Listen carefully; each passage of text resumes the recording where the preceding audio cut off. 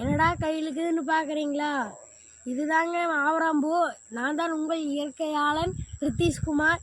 இதில் மருத்துவ குணங்களை சொல்கிற கேட்டுக்குங்க. இது பூ பறித்து 10 நாளைக்கு காய போட்டுங்க.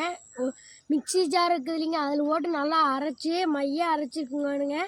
அப்புறம் அதில் ஒரு காற்று போகாத அளவுக்கு டப்பாவில் போட்டு மூடி வச்சுக்குங்க. அப்புறம் ஆவராம்பூ டீ போட்டு குடிங்க. சர்க்கரை லெவலில் கொஞ்சம் கம்மி பண்ணுங்க.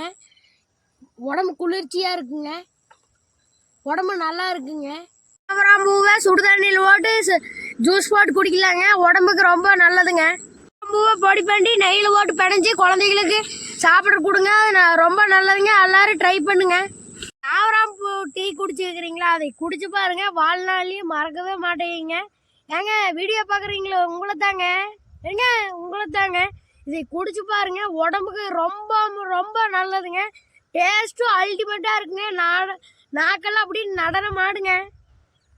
உங்களுக்காக நான் கஷ்டப்பட்டு வீடியோ எடுத்து போடுறேங்க. Like share please.